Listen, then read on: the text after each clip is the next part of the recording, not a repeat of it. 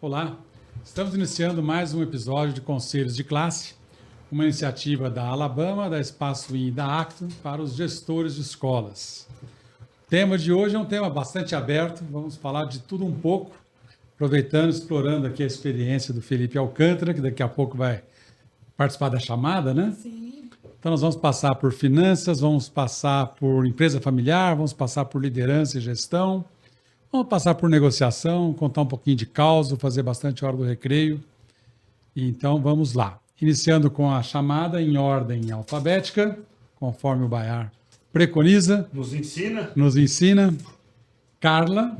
Presente, Acto. Danilo. Presente, Espaço I. E Felipe, nosso convidado. Presente. Bem. Bom, e Maurício, da Alabama.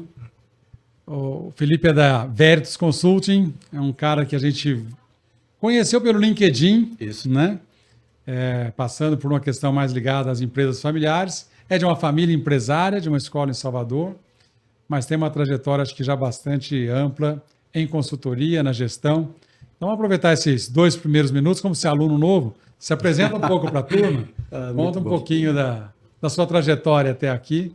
Bom, uma delícia voltar ao conselho de classe, mas pelo menos agora está sentado no conselho. Isso. Mas sendo avaliado também, né? Exato. Bom, muito bom. Obrigado pelo espaço, prazer enorme estar aqui. Minha experiência grande como executivo, Maurício, Carla, Danilo, 26 anos.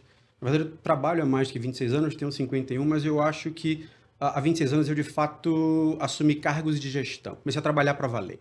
Certo. Assumi responsabilidades maiores. Passei por 7 empresas na minha vida. 5 delas listadas em bolsa, eram as maiores do seu setor, maiores em bens de consumo, saúde, em 2 empresas médias, né? Mas o que me traz aqui, inclusive, o nosso contato é ter vivido durante a vida toda, não dentro, mas observando a gestão de uma família empresarial, de uma empresa de família, né? Então, assim, sou apaixonado por gestão, né? Objeto de estudo, eu sou engenheiro de formação, estudei finanças. Você gosta muito de falar de finanças e eu conto que eu não sou financista. Sim. Mas o que eu acho é que é impossível você gerir empresa sem falar de finanças, é o fim, né? E conto um caso do que eu vi na Ohio University, inclusive, de um alto executivo da América do Norte contando um pouco sobre finanças, me lembra de eu contar esse caso. Mas então, sou apaixonado por gestão, preconizo que eu costumo, inclusive, uma questão semântica, não falar líder nem gerente, eu gosto de falar gestor, porque um gestor tem que equilibrar as faculdades que são distintas e complementares de liderança e gerenciamento. Você lidera pessoas, gerencia um negócio, né? São fundamentos diferentes. E é isso da minha experiência. Então, há um ano e pouquinho, mas um ano arredondando, eu decidi pegar toda a minha experiência, passei por um momento de decisão na carreira, agora eu vou montar uma consultoria. Eu já tinha feito algumas consultorias, mas institucionalizei a minha empresa, comecei a apresentar o mercado, tenho feito alguns trabalhos de consultoria em negócios, de educação corporativa também, e agora virou meu plano A, agora não é mais plano B. Legal. E faço com amor, eu acho uma delícia fazer o que eu faço. Muito bom. Assim como tem o bichinho da educação, né? Que pica e a pessoa fica na escola o resto da vida. Eu acho que tem o da consultoria também, né, Danilo? Vamos começar falando um pouquinho de finanças, né? A gente sempre fala aqui que o diretor de escola tem que tomar cuidado para não achar que a escola cresceu porque tem mais alunos, a escola cresceu porque está faturando mais, né? Às vezes a ideia de crescer só pelo número de alunos, por exemplo, com muito desconto, com uma agressividade muito grande, ou só crescer o faturamento, mas aumentando muito o número de turmas, né? Acho que o Felipe pode conceituar um pouquinho essa diferença do crescer e do inchar. A gente não vai entrar muito na parte técnica, mas eu acho que é legal. E aí depois eu passo um pouquinho para a Carla e para o Danilo alimentar essa conversa também. Mas acho que é importante também ele nos colocar que a família tem um negócio de educação. Né? Isso. Então, acho que isso, essa realidade... É a cereja do bolo. Isso. Assim, para o nosso público, né, do Conselho de Classe, eu acho que esse olhar de finanças voltado para uma empresa de educação, acho que é fantástico e Legal. Muito importante. Então, eu vou começar... Eu vou tentar segmentar minha resposta, meu comentário, não é a resposta, certo, em 2 partes. Primeiro, comentando um pouco do que a Carla trouxe.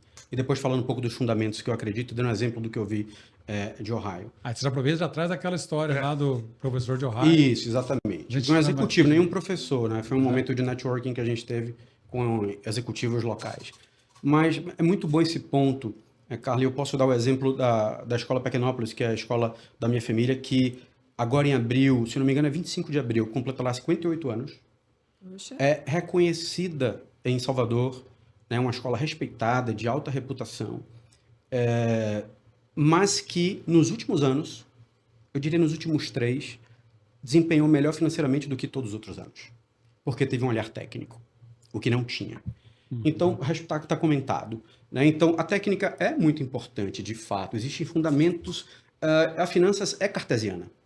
Né? Então, existem fundamentos, a conta tem que fechar, não existe subjetividade. Uma empresa, como uma escola, elas são decisões de financiamento e de investimento. É como um balanço. Do lado direito, decisões de financiamento. De onde vem o dinheiro? Aquela partezinha de baixo lá, patrimônio líquido, o dinheiro vem do sócio. A parte de cima é dívida. Né? Ela é dívida, é capital de terceiros. Do outro lado é o ativo. Onde é que você bota esse dinheiro? Uma escola são alunos que pagam mensalidade ou outras receitas extracurriculares. Em diferentes escolas tem um cartel ali de serviços que presta. Essa conta tem que gerar liquidez suficiente para remunerar o capital do sócio e reinvestir. A escola tem que ser lucrativa e sustentável. Senão não se reinveste. Senão ela não é um negócio. Senão não é um negócio. E aí eu vou começar a falar do fundamento e talvez vou tentar simplificar isso. Eu sou fã eu acho que as pessoas mais inteligentes têm a capacidade de simplificar as coisas. Exato. Eu busco isso para mim. Né? Então é uma busca constante. Eu vejo que toda empresa ela é vista de 2 formas. Uma parte visível, que está na superfície, as pessoas veem e se relacionam assim com as marcas, e outra parte que é invisível. E o que o head da Lenovo para a América do Norte, a gente teve um momento dele fazer uma apresentação e abrir para conversa, e ele disse, olha, eu já vi muitos gênios como Steve Jobs, como Jeff Bezos da Amazon, começaram muito pequenos, todo negócio nasce com uma ideia genial, com um modelo de negócio disruptivo e nasce com vendas, mas não é isso que sustenta. Assim são as empresas. Então, quem vê uma escola vê que propósito, educação, cultura, os cidadãos que forma, o legado que deixa, o impacto que gera na sociedade, né? Isso capta aluno, isso forma aluno, mas isso não faz a escola sobreviver. Perfeito. Então, como qualquer empresa, então empresas de bens de consumo, o consumidor e o mercado enxerga o produto, o rótulo, o que ela comunica na TV. Como você, se ela fala a sua língua e você... né? Quem faz muito bem isso, a Apple, eu sou fã da Apple, adoro estudar a Apple, porque eles fazem muito bem. O cara lança um iPhone novo, faz fila na porta da madrugada anterior, né? Então, as pessoas se identificam com aquela marca. Né? Para pagar... Mas tem a parte invisível que sustenta a empresa que ninguém vê. Então, se eles tomarem decisões erradas de financiamento e de investimento, o negócio não para de pé. Nem se reinveste, né? Acho que aí que entra então, as coisas problemas, né? Que as escolas têm, porque às vezes nessa ânsia por crescer, ela tem 2 pecados muito comuns, né? Um é investir muito mais do que tem de capacidade. Vamos reformar para dar uma melhorada, vamos dar um banho de loja muito grande, vamos comprar um mobiliário novo para ficar bonito e vai captar mais alunos. Só que às vezes gera um endividamento maior. E o outro é ser muito agressivo nos descontos, nas campanhas, e aí corrói a margem, né? Não tem sobra, e como é que vai ficar isso? Eu vou trazer aqui para o nosso universo da escola, mas vou pegar a tua fala do ser cartesiano. E eu acho que esse é um dos maiores problemas das escolas. Eles não conseguem ser cartesianos. A escola é um negócio feito por amor. E aí é uma questão que entra muito no sentido, eu preciso oferecer um sócio emocional com material X. Eu preciso colocar tal coisa. Eu preciso... Só que elas não entendem que qualquer coisa que eu preciso colocar gera um custo a mais. Né? E que nem sempre esse custo entra nessa questão cartesiana do seguinte, da onde vem o recurso para isso? Como a gente equilibra essas contas? Então, hoje a gente vê pelo Brasil espalhado quantidade de escolas que sobrevivem porque o prédio é próprio, então não se remunera o aluguel, e o mantenedor trabalha lá fazendo a função de diretor em mais 1 ou 2 cargos e que ele não recebe por isso. Né? Ou ele recebe por isso e não recebe como sócio. Né? E aí o negócio se sustenta frente a isso. Porque se tivesse que remunerar o trabalho que ele está executando, se tivesse que remunerar o aluguel e tivesse que dar lucro mesmo o negócio. Isso, na minha opinião, é a grande maioria das escolas hoje no Brasil. É excelente esse ponto, Danilo, porque eu complementaria. Não é uma questão só de escola. Escola, sim. Né? Não é minha especialidade escola. Sim. Eu tenho a escola da minha família, ela é um exemplo para mim. Mas nos últimos meses que a gente tem se relacionado, acho que já estamos 1 ano já. Um ano, né? Quase 1 ano. Então, eu tenho aprendido muito sobre a escola com vocês e tenho visto que é, sim, um panorama geral. Mas eu acho que as empresas, de uma forma geral, sim. Porque, assim, uma coisa... Olha só, a gente está falando agora de algo que não é só estratégia. a gente está falando de propósito, missão, visão, estamos falando da própria estratégia, né? A estratégia é o que torna aquele negócio único. Então, minha escola passa por tudo isso. Fazer por amor é um ponto forte de uma escola. Só que ninguém vive de amor. Só, exatamente. né? Amor não bota comida na mesa. Exatamente. Né? Então, não paga conta. Exatamente. Então, uma escola precisa, sim, ter uma gestão eficiente e saber que cada investimento precisa dar um ROI. Precisa ter retorno. Né?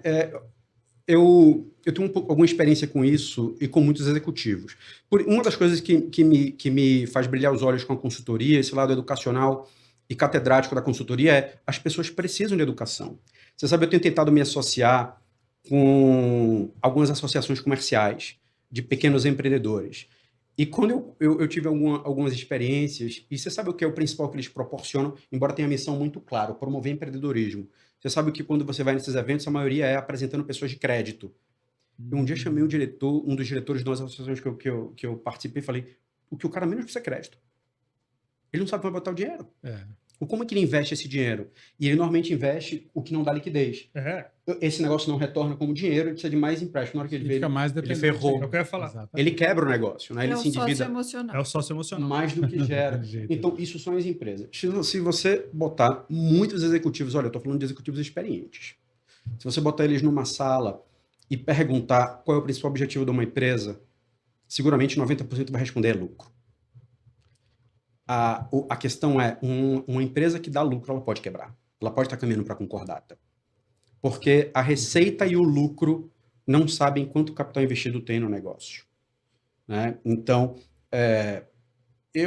se a gente quisesse ficar um pouco mais técnico, a rentabilidade significa o lucro operacional dividido pelo capital investido. Tanto que você pôs ali, exatamente. Pelo capital investido. Gigante, é o lucro dividido pelo capital investido. Exato. Quando você cresce mais lucro, e que é bom crescer lucro, mas quando você cresce mais que rentabilidade, significa que o denominador, que é o capital investido, está crescendo mais do que o lucro. Isso. Ou seja, ele dá lucro, mas eu tenho que botar mais investimento ainda. Esse dinheiro tem um custo, uma hora o custo, a dívida mata o negócio. Agora, você perde a capacidade de liquidez. Uma escola tradicional não tem essa noção. Não tem essa Precisam noção. de consultoria. Precisam de consultoria. Podemos acabar até a nossa conversa. Como o trabalho da Alabama é nobre. Um episódio do Conselho de Classe. Não, vamos virar a página então para a área da gestão e da liderança. Deixa eu terminar esse fechamento. Assim, vamos lá. Mais do que elas não sabem, elas precisam. Eu tenho uma aposta que a educação nunca se profissionalizou tanto, Felipe. Com a entrada dos grandes grupos, das redes crescendo. Teve um grande movimento de consolidação, né? Tem, e continua, tá? Na minha opinião, isso ainda está acontecendo. E a minha fala é assim, ó, as escolas que não se profissionalizaram nos próximos 5 anos, no 26, 27, 28, 29, 30, elas sumiram do mapa. São 5 anos que a escola se profissionaliza e entende o que é gestão de negócio, ou ela vai sumir. Por quê? Você pega grandes redes, e aqui não há problema nenhum da gente falar, uma Mapleberry que está batendo quase 400 escolas. O custo para a Mapleberry de qualquer coisa é muito pequeno, divide entre 400 escolas. Você pega uma Start que bateu, sei lá, se não me engano, falei com o Tarcísio a última vez, acho que era 90. 2 anos, o cara venderam 90 escolas. O custo para eles é mínimo. Você pega falei hoje com o Jean, da ANEB, o Batista Mineiro, estão assumindo mais, acho que 2 ou 3 redes, vão passar de 60 escolas. Cara, ainda falávamos hoje de gestão por indicadores. O custo para eles, aí você pega uma escolinha do dono lá, que não entende, o custo para ela, e eu sempre brinco assim, o custo do papel, né? Para eles, o custo do papel é 0,0 alguma coisa. Para ela é 50 centavos. Né? Então... Ótimo. Você fez o gancho de mudar o assunto. Eu queria complementar, talvez, trazer o gancho ideal para a gente mudar de assunto que você quer falar sobre liderança e de pessoas. Porque liderança, para mim, se resume a pessoas, né? Uma curiosidade, primeiro, eu conheço o CEO da Mapleberry, mora no Canadá, o Arno Krug. Ele é contemporâneo meu da Ambev. Somos contemporâneos da Ambev. A gente falou de remunerar o capital do sócio, né? O que eu chamo de excelência operacional. Quando a própria operação gera... primeiro, tem 3 grandes dimensões, né? A econômica é dar lucro. Também, né? Porque o sócio é o último da fila. Quando ele também está satisfeito, o negócio está bom. Eu diria que é o primeiro, porque ele sustenta o negócio, né? Sim, se tiver ruim, ele fala, eu vou fechar, pega esse dinheiro e bota em outro lugar. Acabou o negócio. É o último da fila no sentido que ele paga primeiro os fornecedores. Ah, sim, perfeito. Perfeito. Se sobrar... A dívida ele paga primeiro. É isso aí. Paga dívida. Ônus e bônus de ser empreendedor. Exato. Também quando sobra muito é dele, né? Então, é o risco. Capital de risco. Capitalismo é isso. Das 3 dimensões eu te cortei. As 3 dimensões, né? A primeira econômica, e evento econômico é lucro. Quanto que eu ganho, quanto que eu gasto, quanto que sobra. O financeiro, e finanças é o estudo de dinheiro no tempo. Aquele quanto que sobra, uma coisa é sobrar hoje, outra coisa é sobrar daqui a 6 meses, 1 ano, né? Esse dinheiro tem valor no tempo. Então, liquidez significa ciclo de caixa. Isso está virando caixa. A escola tem peculiaridades. Na ADR da escola é fácil, o ciclo de caixa, a mensalidade entra todo mês ali, se não entrar... Você vende a matrícula e começa a entregar o serviço. Exatamente. Bem melhor do que no comércio. E o outro que é desculpa, me faltou a palavra. O patrimonial. Patrimonial. Então, o objetivo de um negócio é você aumentar a riqueza do sócio. Então, mas o mais importante eu não acho, e eu acho isso é super importante falar, acho que vale a pena falar. O objetivo de um negócio, liderar nunca foi tão complexo. O objetivo de um negócio hoje não é só ser rentável. Isso. Ser rentável satisfaz ao sócio. Tá? Ele tem que ser bom para o colaborador, ele tem que ser bom para o cliente em primeiro lugar. Você tem que gerar valor para múltiplos stakeholders. Essa é a equação que o gestor tem que resolver. Isso nesse curso, né, que você foi fazer agora em Ohio, está muito claro para todo mundo? Porque quando eu entrei na faculdade de administração, eu primeiro fiz matemática um tempo, dei umas patinadas na vida. E aí, quando eu entrei na administração, eu falei, agora vai ser o que eu quero mesmo e tal. Eu tinha uma mente mais para a esquerda um pouquinho. E o professor, logo no comecinho do curso, falou assim, administrador de empresa tem como missão maximizar a riqueza do proprietário. Eu também ouvi isso. É verdade isso. Mas isso é verdade. Tinha isso. A questão do patrimonial. Isso é verdade. Lema, praticamente. Né? Mas não basta. E o cara ainda falava assim, e se isso te incomoda, você está no curso errado. Pode mudar de faculdade. Né? E, cara, me incomodou. Só que eu não podia mais mudar porque já tinha queimado meus cartuchos tudo, né? Eu gosto muito dessa visão de stakeholders. Quer dizer, um negócio sustentável, ele tem que maximizar a riqueza ou tem que aumentar a riqueza, mas ele tem que ser bom moço, né? Ele tem que ser bom para a sociedade, bom para o cliente, bom para o fornecedor. Não posso espremer um fornecedor até a morte. Mas né, deixa eu polemizar. Ele faz parte da cadeia, né? Exato. Mas ele tem que ser bom na medida certa, né? Isso. Porque quando ele é bom demais, o negócio perece, o negócio acaba. Não, é o equilibrar pratinhos ali. Você tem vários envolvidos. Né? Eu uma vez vi um dono de uma escola que falou assim, e se eu transformar isso aqui numa cooperativa e dar para os funcionários? Eu falei assim, você vai ficar com uma dívida enorme. Né? Então, assim, não é ser bom neste ponto. É né? tangível. É tangível, né? Mas você tem que ser bom para os clientes. Eles são verdadeiros patrões, eles pagam a conta. Né? Então, uma escola precisa ter o aluno, o pai tem que manter o aluno e tem que ter mais pais querendo colocar um aluno para o negócio crescer. E a dona da escola, ou a diretora, ou a gestora, quando ela coloca o socioemocional ou XYZ, talvez pela lógica intuitiva dela, ela está olhando isso. Ela está olhando o cliente final dela. Porque eu já escutei muitas gestoras e gestores falarem, bom, sabe aquela frase da piraquê antiga? Tá fresquinho porque vende mais ou vende mais porque tá fresquinho? Tostines. Não, era da piraquê. Não era da Tostines também, não. Era São Luís. Não, gente, vocês podem dar um Google aí e procurar. Tostines está sempre fresquinho porque vende mais ou vende mais porque está sempre fresquinho? Porque está sempre fresquinho. Mas o ditado existe. Né? São Luís era da Nestlé. São Luís vende mais... Dá um Google aí, Dagoberto. Vamos lá, olha os bastidores.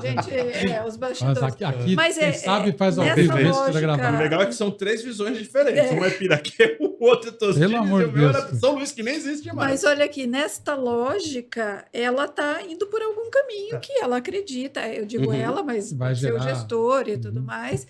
Então, por isso que eu acho que não adianta a gente ficar... A gente precisa realmente incentivá-los a ter uma consultoria. Eu concordo perfeitamente, né? E a consultoria, ela pragmatiza e tangibiliza. Assim, ter o cliente satisfeito não é ser simpático, é ser atender com um sorriso só. Sim. É assim, o que é que ele ganha com isso? Né? Então, o atendimento, o que é que ele valoriza? Né? A gente está na era hoje da cocriação. O cliente participa das ações, se envolve, engaja. É bom. Não é aquela história assim, quer saber o que faz bem para ele? Pergunta. É simples, né? Então, o mundo mudou, a forma de fazer negócios mudou. Então, eu vejo, primeiro tem que ser bom para o cliente, tem que entender o nível de serviço para o cliente, entender a jornada do cliente, quais são os pontos de contato. Então, um bom nível de serviço, inclusive, é o quanto está digitalizado, como é que a gente manda os recados para casa, como é que eu dou feedback de como o aluno está se comportando. Não é só quando o pai vai você atende simpático. Legal. Então, tem que ser bom para todo mundo. Né? Então, assim, você tem um momento de pensar nas alavancas e vantagens competitivas que você diferencia do concorrente. O que é que eu faço para esse pai? O que é que ele valoriza? Exato. Então, por um exemplo, eu acho que hoje, eu estou de olho... Vou te interromper para trazer para os nossos, né, as pessoas que nos assistem, que são de escola. Eu duvido que a gente tenha mais do que 10% das escolas que consigam responder essa pergunta de bate-pronto. O que nós oferecemos e o que os nossos clientes valorizam. Eu imagino. Eu de verdade, faço. Quem está assistindo, comenta aí. Eu faço. Eu duvido que a gente tenha mais do que 10% das visualizações que vão ter, que as pessoas consigam responder isso com clareza, assim. Perfeito. Com clareza. E é uma coisa que, assim, ó, hoje, o que eu vejo? E vejo isso não só no mercado educacional, tá, Felipe? Vejo isso no mundo. Nós estamos vivendo uma era da comoditização. Tá tudo muito parecido. Mas eu entrego um bom serviço. O concorrente também entrega. Mas eu acolho as crianças quando chegam de forma diferente. Eu chamo todo mundo pelo nome. Todo mundo acolhe e chama todo mundo pelo nome. Mas eu tenho material tal que é de excelente qualidade. Cara, hoje você tem no mínimo 10 materiais de excelente qualidade que brigam entre eles. Então, tá tudo muito... E a escola tem dificuldade hoje de entender o seguinte. Por que o pai comprou este projeto? Perfeito. Né? E isso, para mim, eu vejo... Poderíamos aqui abrir para outras... verdade, e eu acho que isso leva para o outro gancho do que você queria trazer. Antes de falar isso, eu vou falar que é Tostines mesmo, não era Piraquê. Você está certo. Você está certo. Parabéns. Obrigado. Seus cabelos brancos não afetaram Olha, tenho milhares de horas na frente da televisão, rapaz. Passei a infância e adolescência lá. Mas eu acho que vai para um outro lado que a gente não sabe, porque a gente também não tem uma visão de gestão de fazer as pesquisas, de como perguntar, de como interpretar, de como devolver, de como fazer a pessoa entender o que ela está comprando, porque quando você coloca, responder ao pai. Responder ao pai pode ser um texto muito bem escrito, tecnicamente correto, mas que não alcance aquele determinado pai. Né? Então, eu acho que isso dá o gancho para a gente trazer para essa área maior de gestão. Tanto da liderança, né? Que eu acho que até antes da gente entrar aqui, você estava comentando, a liderança está mais associado à pessoa, à competência interpessoal, a dar o feedback. Perfeito. Mas também da gestão, né? Dos processos, do negócio. Sem dúvida. Dessa visão. Sem dúvida. Conta um pouquinho aí do que você tem nisso. Perfeito. Você consegue ser o melhor no que você faz sem as melhores pessoas? Não. Entramos na liderança. Certo. Você pode ter a melhor gestão financeira, a melhor estratégia, se você não tiver as melhores pessoas. E como é que você retém os melhores e atrai os melhores? Se você tem um ambiente próprio, se você dá condição para eles crescerem. Grandes pesquisas sobre o que retém colaborador, normalmente o salário fica pelo menos na terceira posição. Exatamente. Não é pelo dinheiro que fica. Não é pelo dinheiro. O dinheiro é importante, sim. O ambiente é o primeiro ponto. O ambiente é o primeiro ponto. Ele se sentir desenvolvido e sentir que tem oportunidade. E que a oportunidade ele briga igual a todo mundo. Vai pela competência. Isso segura a gente. Do chefe, né? Mas deixa eu te provocar no sentido de reflexão. Hoje eu vejo no nosso universo que, por mais... E eu concordo 200%, liderar é cuidar de pessoas. Eu falo que liderar é olhar para a gente. Né? Mas hoje eu sinto falta e vejo muito no mercado, assim, tá faltando a aula zero. Aula zero? Aula zero. O que é aula zero? A aula zero é o seguinte, sabe quando a gente entra na administração, que a gente tem TGA? Sim. Teoria Geral da Administração, que era o básico. Taylor, Fayol. É a primeira de coisa. Você está aprendendo ali o zero. É coisa que você não vai nem usar mais, mas você está aprendendo. Eu hoje olho para a educação, está faltando o TGE, Teoria Geral da Educação. O básico, assim, ó. Faça um nivelamento. Vou trazer uma reflexão básica. O mantenedor hoje, quando a gente fala de marketing, a Carla falou da pesquisa. Ele quer uma pesquisa para ele encontrar qual foi a ação que trouxe o cliente, porque ele acredita que é uma ação que traz o cliente. Então, se na pesquisa alguém falou para ele 3 vezes que é um panfleto, que já não existe mais, ele vai querer fazer só panfleto. Então, ele não consegue entender a complexidade do mundo hoje. A visão sistêmica. A visão né? sistêmica. Você tem os elementos. Então, hoje, e aí estou fazendo essa provocação e até me estendendo, Felipe, porque assim, eu concordo, liderar é cuidar de gente. Essa é uma fala que eu uso muito até nas minhas formações. Mas hoje eu acho que está faltando a visão sistêmica, a capacidade de tomada de decisão estratégica. Porque está faltando isso. De verdade, está faltando mesmo esse profissional no mercado. Eu vou resumir, da minha opinião, sendo simplista, mas dando um exemplo que eu repito muito. Liderança e gerenciamento compõem um bom gestor. O líder é visionário, ele enxerga a escola do futuro, né? Ele enxerga vantagens competitivas, ele enxerga algo que ninguém viu. Por exemplo, o que eu vou fazer diferente para a minha escola? Eu sei o horário que os pais vêm todo dia, o filho dele vai estar na porta esperando. Então eu preciso medir a hora que ele vem. Pequenas coisas, o mundo hoje é cheio de sensor, você sabe, né? Então, hora de pico na escola, o que eu faço diferente para ter vaga para parar, bota o manobrista? São pequenas coisas que vão agregando valor. A comoditização veio, sabe por quê? Porque existem 2 formas de você ser competitivo. Você reduz custo, e a expressão comoditização vem daí, reduz custo para virar competitivo, ou você agrega valor. Né? Então, por exemplo, quem vende mais celular, a Apple ou a Samsung? A Samsung vende de longe muito mais celular. Quem fatura mais, a Apple? Ela vende 4 vezes o preço. Muito mais caro. As pessoas pagam mais pela Apple. Então, da visão sistêmica, alguém é visionário. Essa visão é um lugar a ser alcançado. Só que você precisa traçar um caminho. Esse caminho é hoje, o status quo. Quem faz isso é o gerente. O gerente tem capacidade, anamnese, capacidade analítica cognitiva, né? Forma um plano, define que recursos tem. Ninguém faz plano nenhum sozinho. Líder. Time. Comunica. Pessoas certas no lugar certo. Treina, inspira. Propósito comum. Times extraordinários, levada moral. Executou o plano, o gerente tem que mensurar isso. Estamos medindo, o resultado está vindo. Métricas mesmo. O que faz, né? Gestão, processo, fluidez de processo, problemas, meta batendo, orçamento, como é que está. Gerente faz, bateu meta, o líder comemora, celebra, reconhece as pessoas. Então, é para você sempre gerente e líder. Né? Sempre gerente e líder. Então, essa é a visão sistêmica que falta não só em escolas, em toda empresa. Não em toda empresa, mas em muitas, porque se você pensar, Pareto serve para tudo, né? Pareto nunca vi uma descoberta que serve para o ano. 20% da economia são as grandes empresas. 70%, 80% da economia são pequenas, médias e microempreendedores. Né? 70% das empresas médias para baixo não tem um DRE. Isso é dado do Senac, Senai. Se você buscar, você não tem um DRE. No papel de pão, eles não compreendem. Então, são das empresas de uma forma geral. Entende? Quando eu montei minha consultoria, o que eu pensei foi, peraí, isso aqui tem um propósito grande, eu quero ajudar a economia do meu país. Isso. O empreendedor precisa disso. Como é que eu levo? Então, mas eu acredito, você está certíssimo, essa visão sistêmica é super importante e tem que equilibrar essas 2 faculdades. Então, tem que ser visionário, tem que criar as vantagens competitivas, mas tem que saber como é que eu transformo isso em ações do dia a dia. Né? E as pessoas não sabem o que fazer no dia a dia. A gente está falando da liderança aqui, do dono, do diretor, mas eu vou descer um nível nas escolas, o coordenador. O coordenador, antigamente, ele tinha um papel. Hoje ele está sendo operacional. Hoje o papel do coordenador é ser alguém operacional. Deixou de ter a visão estratégica do negócio. Está errado, né? Na verdade, o coordenador, ele é o tal do nível tático. Em que sentido você está assoberbado de tarefa, está no chão da fábrica. Ele está atarefado com coisas da operação, ele não pensa mais no negócio. Operação financeira da escola. Não, da escola. O coordenador pedagógico, por exemplo. Hoje o coordenador pedagógico, ele deixou de ser alguém que pensa no negócio, alguém que pensa no cliente, alguém que tem foco no cliente, para ele ser um executor.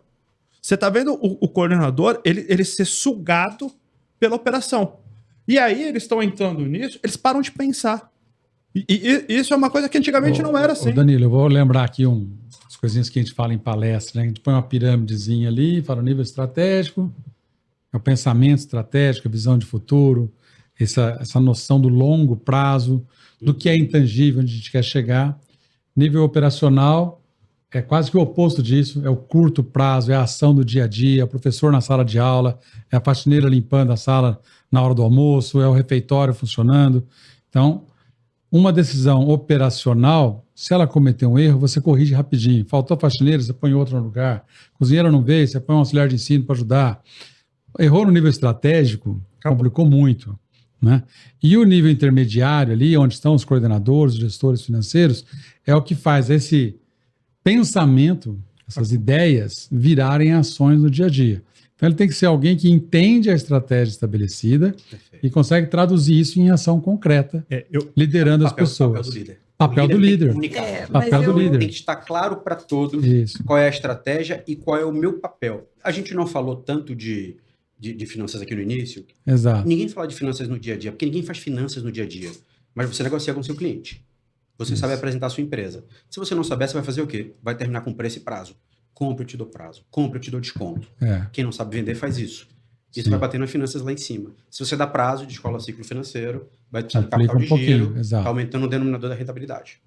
Se você tem que dar desconto, você baixa a margem. Muito, Baixa a margem é ruim. Não, e aliás, a escola não faz conta direito, Felipe. Uma das coisas que eu discuto muito com o dono de escola, que muita escola tem como margem operacional alguma coisa ali no 10% a 20%. Então eu falo assim, para um diretor de escola que muitas vezes acha que só porque passou na porta já te dou 10%, se tiver um irmão já vou te dar 20%, o cara está dando 100% da margem que ele tem. Ele não está dando um desconto de 10%, está dando tudo que ele tinha para sobrar no bolso do sócio. Maurício, recentemente é um problema sério. A gente viu uma escola onde o diretor se vangloriava de estar com 100% da capacidade da escola ocupada. Média de desconto, 56%. Opa! Então. Aí quando você já falou, você já está com 44 de ociosidade, né? Você não está com a sua escola lotada. Lotada de aluno, mas de dinheiro ainda 56% de desconto, você tem 44% de ocupação da sua escola. O restante você está sustentando o filho dos outros. Eu tô dando mentoria para o executivo, e essa foi a conversa que eu tive com ele na última reunião que a gente teve. O time dele, olha só, a empresa dele tem muitas fortalezas. O time dele conhece? Não sei. Certo. Tem que conhecer. Porque, assim, uma negociação bem feita, você compreende que o outro precisa. Isso é uma oferta decente. Você oferta aquilo que ele precisa e o que ele valoriza. Quem diz que o cliente quer o desconto? Exato. Sabe? Às vezes o cliente você dá o desconto para o cliente, ele sai falando mal do seu negócio. Ele sai falando mal da sua empresa. Entende? Então é um perigo. Não precisa isso, ele não precisa. Assim, só que todo mundo aceita o desconto. Óbvio, claro. Não tá fácil para ninguém. Todo mundo aceita um desconto, mas você não precisa. Isso, inclusive, só abriu mão de margem, exatamente. Deve estar desesperado. Tem outras coisas boas, eu estava procurando outra coisa. Eu queria uma escola que ensinasse inteligência artificial para o meu filho, por exemplo. Eu tinha clientes já que para isso. Crianças. Uma das coisas que a gente faz, Felipe, é assim, eu estou perdendo alunos. Muito bem. Para onde eles estão indo? Perfeito. Muitas vezes a gente identifica que o aluno está indo para a escola mais cara do que da sua. Perfeito. E às vezes você vai dando mais desconto, tentando não perder esse aluno, mas você está comunicando, o Bayar fala muito disso, né? Que a sua qualidade está caindo. Porque você está dando cada vez mais desconto, de algum lugar vai sair. Eu falo sempre assim, ó, a gente pode colocar muito dinheiro e captar muito aluno. Fato.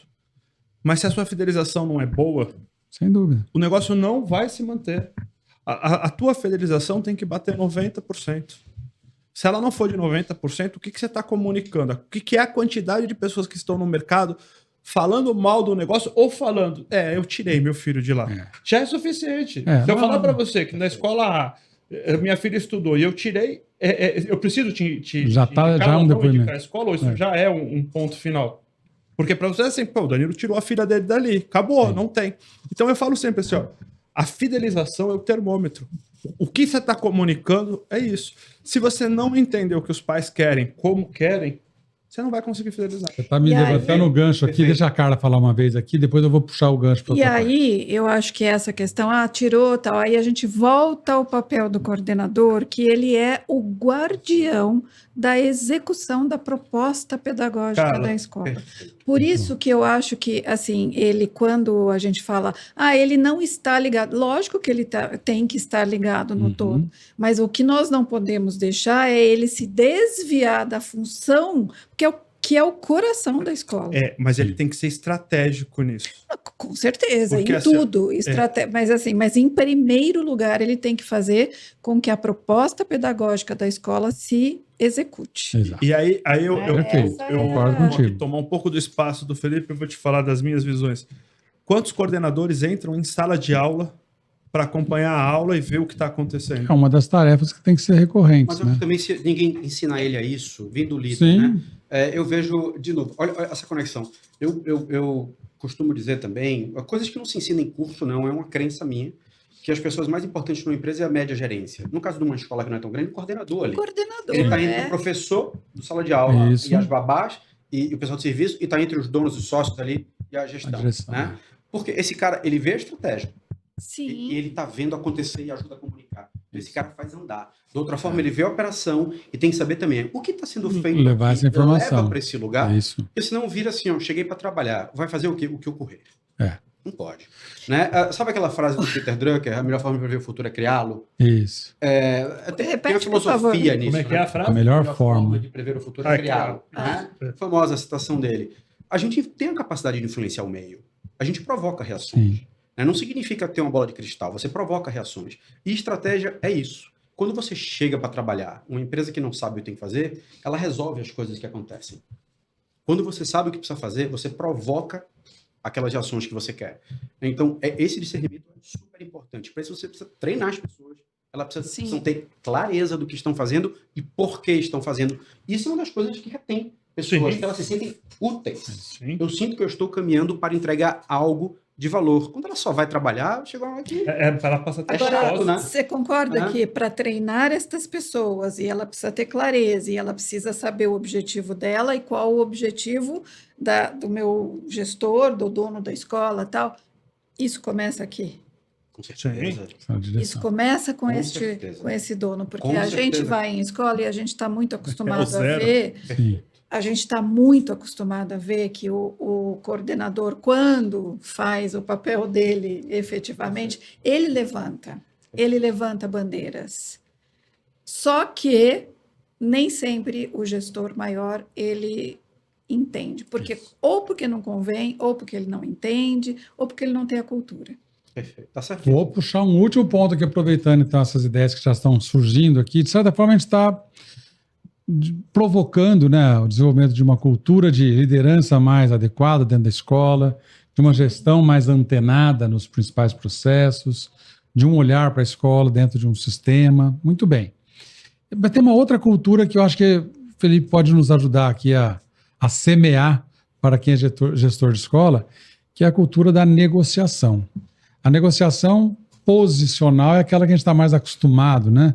É um toma lá da cá, eu puxo para cá, quero um desconto, quero prazo, quero uma condição melhor de pagamento, e você quer mostrar que não, que vai acabar, ou você compra agora, ou você vai ficar sem, mas sempre naquele jogo de um puxa para um lado, outro puxa para o outro. E a gente gosta muito, né? Você estudou muito negociação por princípio, eu também, e eu falo que a imagem da negociação é quando você tem um nó em cima da mesa, né? Então, se a gente cada um puxar para o seu lado, provavelmente o nó só vai apertar. E no ambiente da escola, a gente tem muita negociação. A gente negocia com a mãe de aluno sobre uma questão comportamental, negocia preço, negocia com o fornecedor, negocia com colaboradores, quem vai ficar no sábado na festa junina, como é que vai ser. Então, a gente está sempre desatando o nó. E a negociação por princípios, que depois eu vou pedir para você dar uma síntese aí, nós estamos nos minutos finais, mas é talvez essa habilidade de desatar nó, né? E ela tem um certo passo a passo aí, tem alguma coisa que pode melhorar a cultura. Conta um pouco pra gente dessa... Você falou... Como desatar os nós. Eu tive uma aula lá em Ohio. Felipe Alcântara, o desatador de nós. Vamos lá. Eu tive uma aula lá em Ohio e o professor Scott Wright fala só de negociação. Ele usou esses termos. Princípios, interesses. Eu não lembro o nome que ele usou em inglês. Era princípio e interesse. Certo. Por princípio e por interesse. Quando você negocia por interesse, normalmente você está olhando para dentro. Você negocia provavelmente uma vez só. É competição, você está querendo ganhar. Isso. Vai ser melhor para mim. Hoje em dia, né, negociações de ganha-ganha têm um outro peso. Normalmente as relações elas são longevas. Né?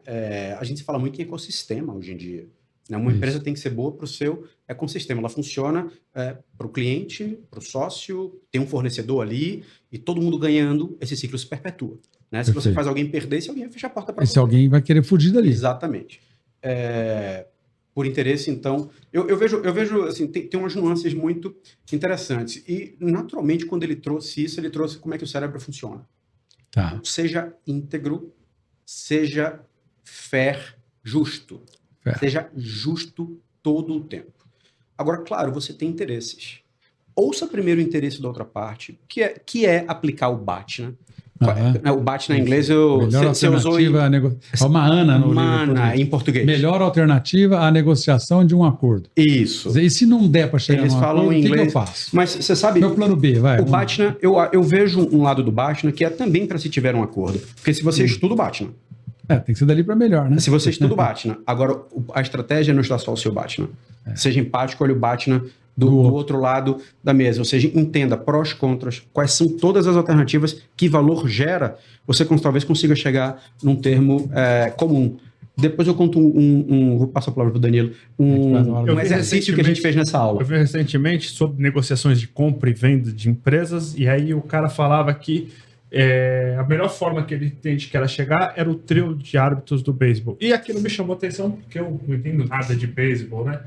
E aí que é assim, ó, eu tô pedindo tanto, você tá pedindo tanto, a negociação não vai, e aí a gente fecha num valor e vai para um trio de pessoas autônomas para decidir o que é o valor justo.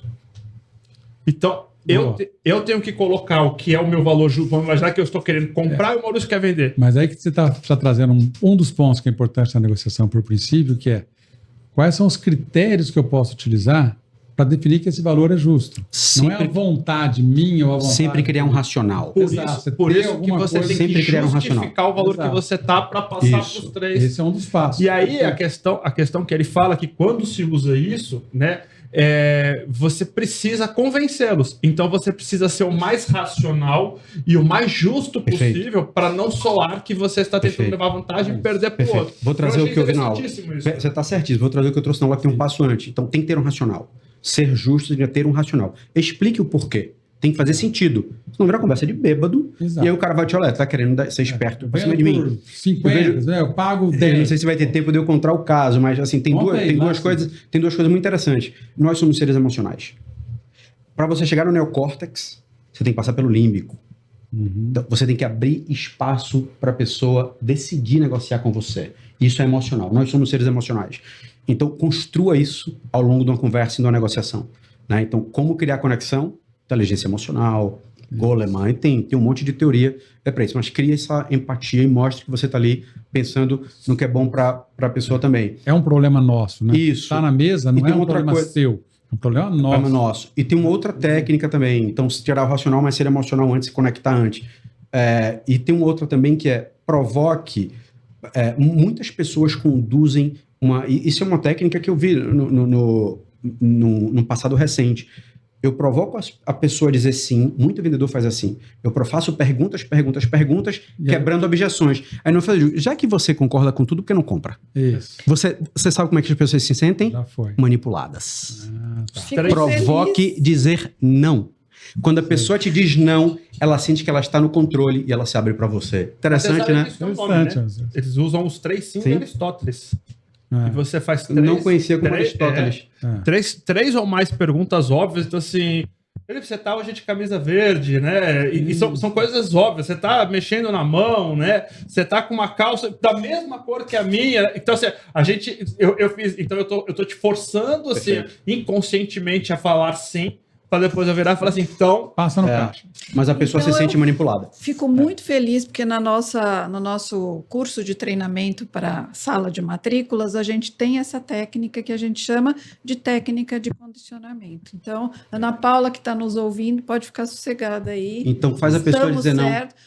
Não, a gente leva ao sim. E também perfeito. Coisa que a gente chama de backtracking, que é assim, vamos voltar, deixa eu entender exatamente se o que você quer é isso. Você me falou isso. Sim, isso. Não é só o condicionamento. Aquela pessoa está entendendo que eu estou sentindo o que ela quer me dizer. Eu estou entendendo a sua dor e tudo mais, né? Então, acho que estamos bem nos nossos cursos. Perfeito, é muito cuidadoso essa questão da negociação. As pessoas são muito mais aversas à perda do que a chance de ganhar. Isso. Né? Então, por um exemplo, viés cognitivo. Você prefere comprar um iogurte que ele tem 20% de gordura ou que ele é 80% sem gordura, sem né? gordura, né? Você compra algo que custa 100, mas se você comprar antes, você paga 80. A moça da farmácia que fala ou você compraria algo de 80, mas se você perder o prazo, você paga 100. Sabe? Daniel Kahneman. O cara psicólogo ganhou o Nobel de Economia, né? Mostrando o viés cognitivo. Mas as pessoas decidem. Sim. Isso é negociação. Eu brinco que a moça da farmácia sempre fala para mim, o senhor economizou R$12,90, né? Na verdade, ela não fala que eu gastei cento e tantos reais, né? Ela fala que economizou, né? Mas se ela disser o quanto você deixou de pagar, mais, talvez tenha outro efeito. Você deixou de gastar. Isso. É mais forte do que você ganhou. Essa que é a versão perda. Emocionais. 93%. Por isso que a gente mas se você olhar, você vai ver isso. Dieta. Você vai ver isso em tudo. A loja de carro lá, a montadora, ela tem 3 carros: o X, o XL e o XLS. Ela não quer vender o XLS, ela não quer vender o X, ela quer vender o coisa. Então, o que ela faz no preço? Um custa 100, o outro custa 120, o outro custa 200. Aí, o de 120 tem muito mais coisas do que o de 100, e o de 200 tem 2 itens a mais do que o de 120. Perfeito. Aí você fala assim, não, mas eu vou pagar 80 mil a mais, quase o dobro, só por conta desses 2 itens, não vou ficar nesse. Mas ela está te forçando a comprar o que ela quer. Então, assim, isso. Ela deve ter a melhor margem ali. Exatamente. Bom, temos que terminar. Infelizmente. Passa muito rápido quando a gente está se divertindo. Eu acho que a gente vai fazer um... Ele não falou a história. Não contou, Contou a história do... Quer que eu tente correr? Do caso, era um caso de negociação. Esse professor Scott Wright deu uma dinâmica. 2 papéis diferentes e nomeou uma pessoa para ser o mediador, o chefe. Esses 2 papéis tinham cada um uma cor, deu para 2 pessoas na sala e falou: leiam e vão sentir para negociar. Era um fazendeiro, um dono de um negócio que tinha 2 empregados. Esses empregados gerenciavam 2 departamentos. Tinha um lote de laranja, uma única safra de laranja, tinha que ser vendida por 2 vendedores. Os vendedores tinham que convencer: olha, deixa aqui, eu vendo. No final, moral da história, era eles brigando por preço ou para convencer o dono de deixa eu vender, né? Deixa eu vender. E não era uma questão de preço, era o vendedor A, eu e o meu colega, assim, meu negociação, o meu comprador, ele queria a casca da laranja para fazer um chá da casca da laranja, pegar a enzima da laranja para curar, e todos eles tinham um propósito, tá? Curar uma doença de grávidas que vai salvar nenéns. Sim. E o outro queria só o suco. Então, todo mundo estava vendendo e ninguém sabia. Então, por quê? Porque faltou conversa, faltou perguntas certas, não era uma competição, era um ganha-ganha. Se tivesse entendido qual era o objetivo da negociação de cada um, estava todo mundo feliz. É muito interessante. É o explorar um pouco mais, né, os meandros dessa negociação, o interesse que está por trás daquela posição. Faz muito sentido. E nós demos alguns exemplos de negociação aqui, mas quando você falou do M&A, por exemplo, né, ou como quando você compra um carro usado, é uma negociação que tem uma sensação de que vai ser uma vez só. Escola é um dos pouquíssimos negócios, na verdade, eu acho que é o único, em que a gente encontra todos os clientes da gente, todos os dias, ao longo de muitos anos. Se a gente não souber negociar por princípio, se a gente não souber preservar a relação e também a qualidade do resultado da negociação que a gente faz, a gente não vai ir muito bem. Maurício, na minha formação de liderança, um dos desafios que eu coloco é como você vai falar não para o seu cliente e fazê-lo sair feliz. Exatamente. Isso é a escola. Muito bem. Muitas vezes você tem que falar não para o seu cliente e ele tem que sair feliz. Esse é o desafio da escola. Posso considerar que esse era o seu recado final? Pode ser. Pronto. Uma mensagem final para quem está nos ouvindo. Uma mensagem final é que procurem uma assessoria financeira. Bom, saiu daqui provocada com aquele negócio. E eu que sou do pedagógico total, mas assim, se a sua escola precisar galgar, né, uma posição e continuar existindo, como diz o Danilo, né? Isso. Até daqui a 5 anos. Danilo deu um susto em todo mundo em 5 anos, né? Pois é. Eu ia até comentar que agora saiu o dado do censo escolar e censo demográfico e que o mercado ainda vai estar retraindo. Então, assim, os 5 anos não serão ainda mais desafiadores. Portanto, então, procure uma assessoria financeira, Muito que bem. ela é tão importante quanto a pedagógica. Uma das melhores que eu conheço é a Vertus. Felipe, sua mensagem final. Eu iria na linha da Carla. Eu diria, eu não deixem de acreditar no amor, na missão da escola, porque estão formando vidas. Né? Sobretudo na escola da minha família. É uma escola infantil que vai até o 5º ano. Está formando os futuros líderes, futuros cidadãos do bem, pessoas que podem, então, causar impacto, ser memorável para essas crianças é fundamental. Então, a missão é o core do negócio. Isso. Mas invista em planejamento, em estratégia, porque você aumenta o poder da escola. Eu vou falar de novo. Sim, você vai dar a sua segunda mensagem final, porque você tem um crédito. Essa prerrogativa. Eu acho que os próximos 5 anos serão dos mais competitivos e desafiadores. A gente tem uma questão econômica à frente, tem uma questão social, a gente tem uma questão política, a gente tem falta de mão de obra. De novo, assim, ó, quando a Carla fala contrate uma assessoria financeira, não. Contrate boas cabeças, seja uma consultoria de marketing, uma consultoria estratégica, uma consultoria financeira. Contrate boas cabeças para estar junto do seu negócio, porque os próximos 5 anos serão desafiadores para todo e qualquer empresário no Brasil. Então, já que você falou um pouco mais, e acompanhe conselhos de classe, que pelo menos se inscreva no sininho, clica aí, seguir, se inscreva no sininho, comenta, fala bem de mim, me indica. E vamos aí, rumo aos 300 mil, hein? Já está com mais de 200 mil visualizações. Vamos caminhar para as 300 mil. Um abraço, pessoal, até a próxima.